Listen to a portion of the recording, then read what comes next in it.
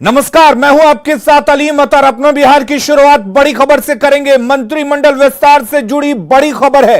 कांग्रेस से 3 नेता मंत्री बनेंगे। 16 अगस्त को 2 नेता शपथ लेंगे।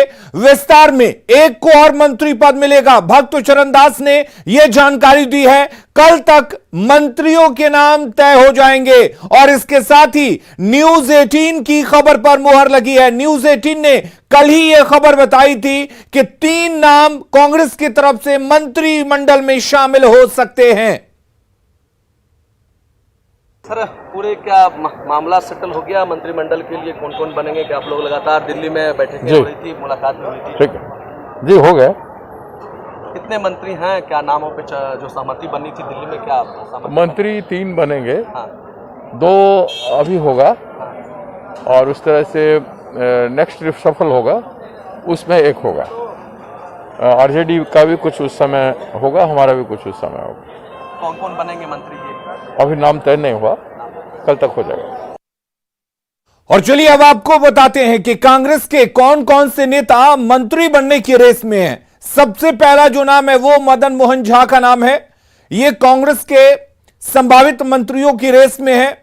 इसके अलावा विधायक दल के नेता अजीत शर्मा भी मंत्री बन सकते हैं। तीसरा नाम शकील अहमद खान का है जो मंत्री बनाए जा सकते हैं, पार्टी का अल्पसंख्यक चेहरा है। और चौथा नाम राजेश कुमार राम का है। तो ये नाम है जो कांग्रेस की तरफ से मंत्री की रेस में है। इधर राष्ट्रीय लोक जनशक्ति पार्टी की टूट की खबरों को आरएलजेपी के सांसदों ने एक साथ आकर सिरे से खारिज कर दिया। प्रिंस राज, वीणा देवी और चंदन सिंह ने एक स्वर में कहा कि वो एनडीए का हिस्सा थे, हैं और हमेशा रहेंगे। उन्होंने कहा कि इस तरह की खबरें न्यूज पोर्टल की ओर से फैलाई जा रही हैं, इसमें कोई भी सच्चाई नहीं है।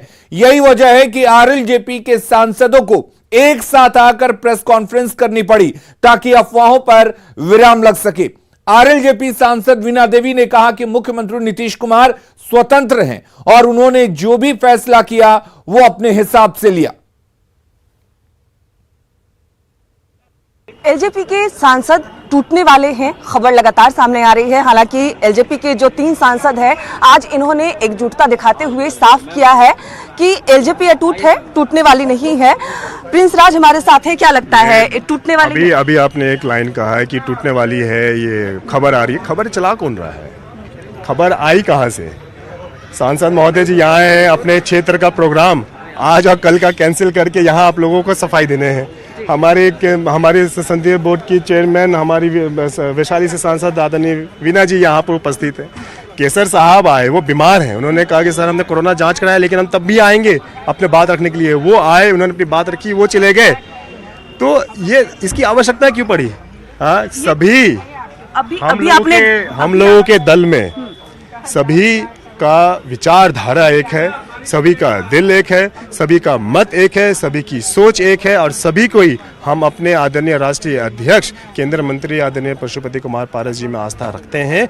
और उनकी आस्था, हम पार्टी की आस्था हमारे आज के वर्तमान में प्रधानमंत्री आदरणीय श्री नरेंद्र मोदी जी में है। और हम लोग एनडीए का एक हिस्सा हैं, थे और हमेशा मजबूत हिस्सा बन के रहेंगे। कौन जुड़ेंगे ये एनडीए गठबंधन के शीर्ष नेता फैसला करेंगे। हम लोग एनडीए में थे, हैं, रहेंगे। वफादारी से थे, ईमानदारी से थे, हैं, रहेंगे। आरएलजेपी की सांसद वीणा देवी भी हमारे साथ हैं।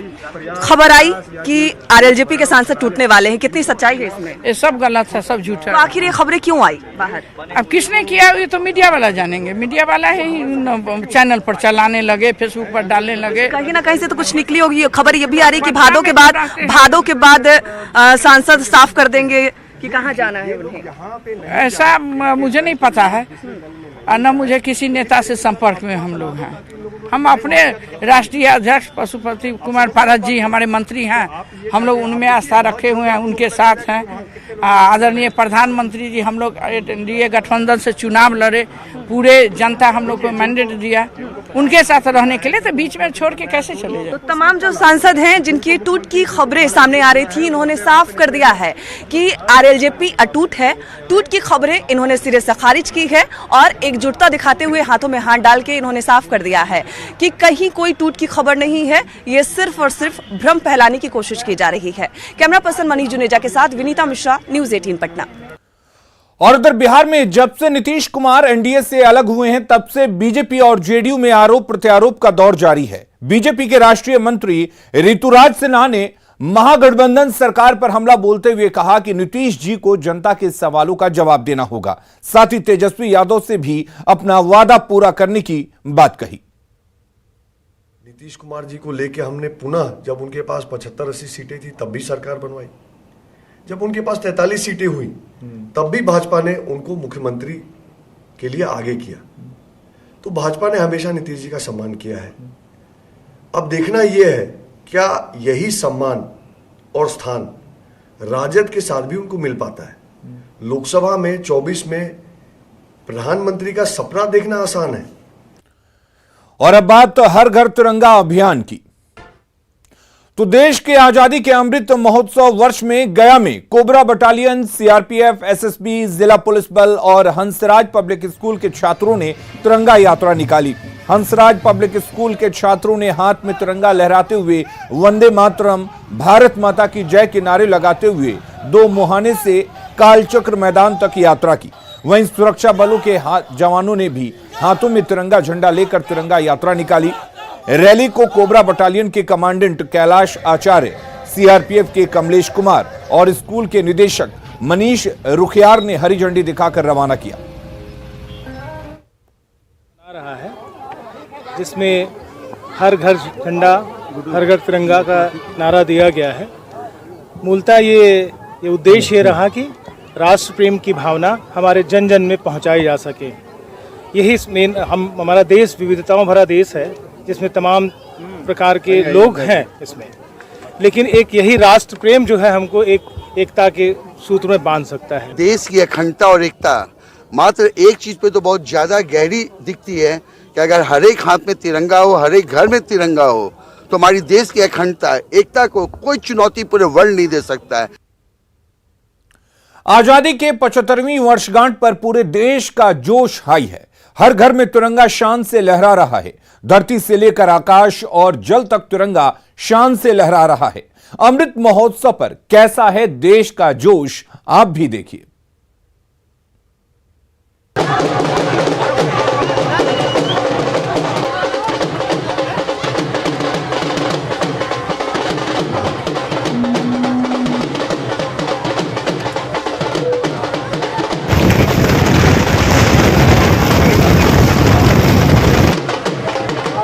आजादी के अमृत महोत्सव पर जोश और जज्बा ऐसा कि उज्जैन पुलिस के जवान खुद को रोक नहीं पाए।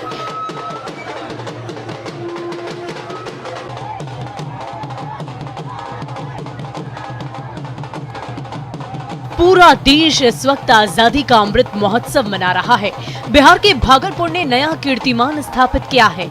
यहाँ 75 फीट तिरंगे के साथ यात्रा निकाली गई। तिरंगा के साथ साथ 75 स्वतंत्रता सेनानियों की वेशभूषा में बच्चों को सजा धजा कर यात्रा निकाली गई। तिरंगा यात्रा के दौरान हजारों की संख्या में आम लोगों के साथ साथ स्कूली बच्चों ने पूरे जोश के साथ शिरकत की। इस दौरान भारत माता के जय घोष से पूरा शहर गूंजता रहा। धरती और आकाश के साथ जल में भी तिरंगे की शान बरकरार है।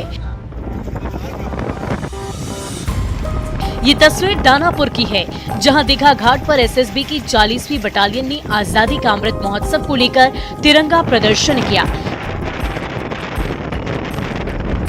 गंगा की धार पर तिरंगा लहराते इन जवानों को देख जज्बे का अंदाजा लगाया जा सकता है। जवानों ने नाव में सवार होकर नदी में तिरंगा लहराया।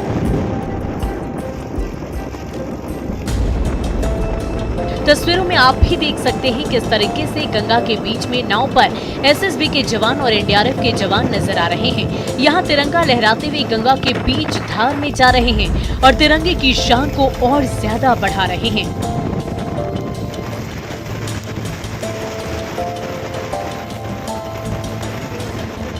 तेरह अगस्त से शुरू स्वतंत्रता दिवस के दिन तक चलने वाले इस अभियान के तहत पीएम मोदी ने हर नागरिक से अपने घर में तिरंगा फहराकर आजादी के जश्न में शामिल होने की गुजारिश की है। पीएम मोदी की मां हीराबेन भी हर घर तिरंगा अभियान में शामिल हो चुकी है। अहमदाबाद में पीएम मोदी की 99 वर्षीय मां हीराबेन ने बच्चों के संग अपने घर पर तिरंगा फहराया और पूरे जोश के साथ जय हिंद के नारे लगाकर भारत माता को नमन किया। Bureau report, news 18 network.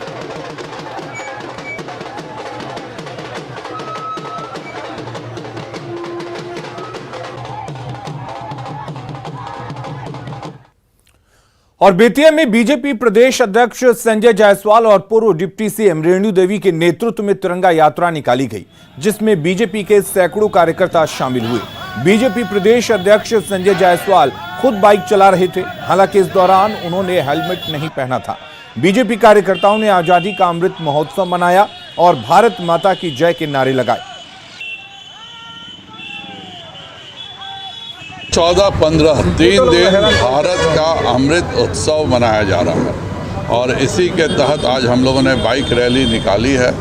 मैं सभी देशवासियों का आभार व्यक्त करता हूं और उसके साथ सभी से अपील करता हूं कि यह शपथ लें कि जितने 75 वर्षों में तरक्की हिंदुस्तान की हुई है, उससे ज़्यादा तरक्की अगले 25 वर्षों में हम भारत की करेंगे। तो आजादी के अमृत महोत्सव को लेकर हर घर में उत्साह देखा जा रहा है। गांव की गलियां हो या शहर की सड़कें, हर जगह अमृत महोत्सव की धूम देखी जा रही है। ऐसे में मधुबनी में मिथिला पेंटिंग की महिला आर्टिस्ट विनीता झा ने इस अवसर को कैनवास पर उतारकर मनमोहक पेंटिंग बनाई है। विनीता झा का कहना है कि वो अपनी कला के जरिए देश के वीर सपूतों को श्रद्धांजलि देने के साथ ही इस ऐतिहासिक अवसर को हमेशा के लिए सहेज कर रखना चाहती हैं। मधुबनी से संवाददाता अमित रंजन की ये रिपोर्ट देखिए।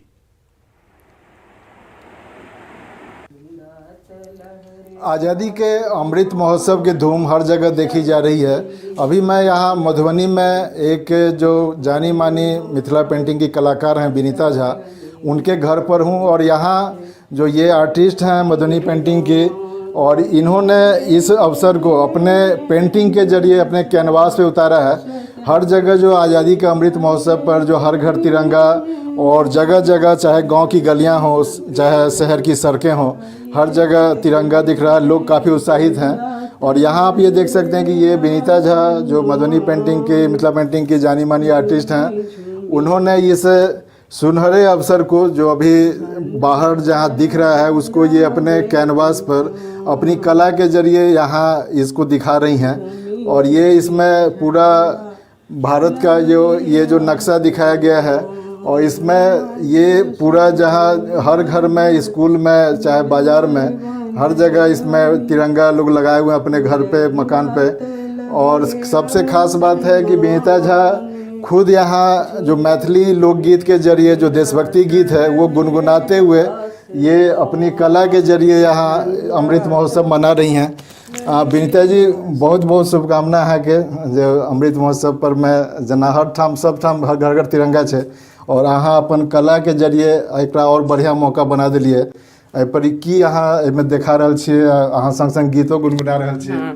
हम ई दिखा रहल छियै जे हमर देश में, पूरे देश में जे छै से झंडा हर घर में छै। एहि बेर झंडा लहराबै के, झंडा फहराबै के, सब जहाँ तक कि पहले छल झंडा के जे विद्यालय में, सरकारी भवन में या सरकारी कार्यालय में ओतै ओतै झंडा होइ छलै, लेकिन एहि बेर जे अइ से हर घर में झंडा फहराबै के अछि। जेना सरकार के द्वारा जहाँ प्रधानमंत्री कहलखिन जे हर घर तिरंगा, तो हर घर तिरंगा, तो हम हर त्योहार में, हर फेस्टिवल में सोचे छिए जे हम ई चीज करी और करे छिए। आजू सुदिन नभ निर्मल बनल आई, झंडा त लहरे आसमान, हम सब मिली झंडा के करू अभियान। ये वाकई विनीता जी का ये प्रयास काफ़ी अनोखा है। और ये इसमें ये दिखा रही हैं कि जैसे पुलिस स्टेशन या सरकारी स्कूल या कोई भी जो संस्थान है वहाँ तो पहले से हर साल तिरंगा फहराया जाता था, लेकिन इस बार जो पीएम की जो अपील थी कि घर घर तिरंगा हो, और वो यहाँ वो बाहर जो नज़ारा जो सड़कों पर या गांव की गलियों में या जो दिख रहा है वो कहीं ना कहीं वो अपने कैनवास पर ही उतारी हैं। अमित रंजन, न्यूज़ 18 मधुबनी। भूषण अथवा कवि चंद नहीं, बिजली भर दे वो छंद नहीं, है कलम बंधी स्वच्छंद नहीं। ये बात उस समय की है जब भारत गुलाम था, भारतीयों के बोलने पर भी पाबंदी थी। उस वक्त कुछ ऐसे लोग थे जो देशभक्ति के गीतों के जरिए देशवासियों को जगाने का काम कर रहे थे। उन्हीं महापुरुषों में से एक हैं सीवान के रघुनाथपुर प्रखंड के कौसड़ गांव के जंग बहादुर सिंह। 102 साल के जंग बहादुर सिंह के देशभक्ति गीतों को सुनकर आज भी आपके रोंगटे खड़े हो जाएंगे। देश की स्वतंत्रता के लिए कई बार जेल जाने वाले जंग बहादुर सिंह आजाद भारत में गुमनामी की जिंदगी जी रहे हैं। उनके गांव में जाकर स्वर्ण जंग बहादुर सिंह और उनके परिजनों से बात की न्यूज 18 संवाददाता मृत्युंजय सिंह ने।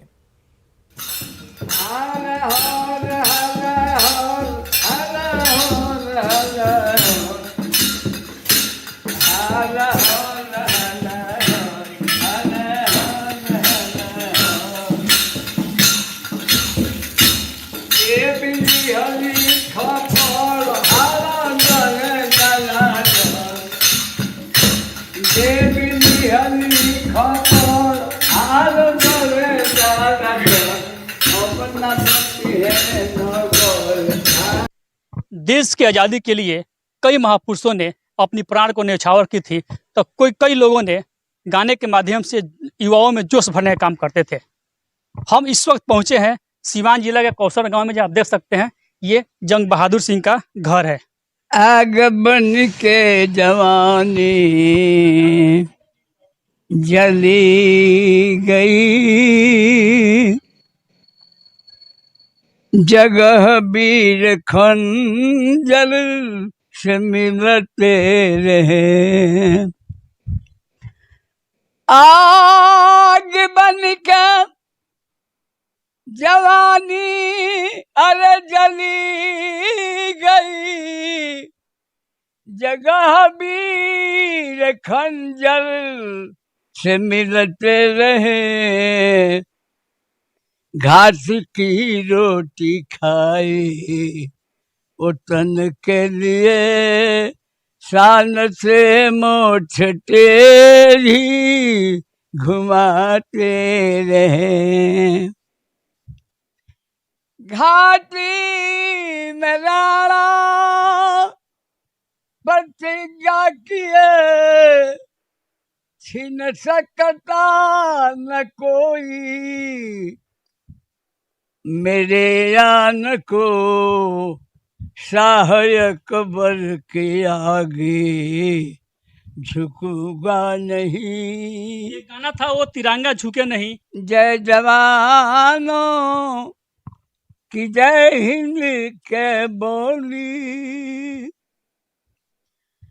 ऐसी वैसी की बोली नहीं है।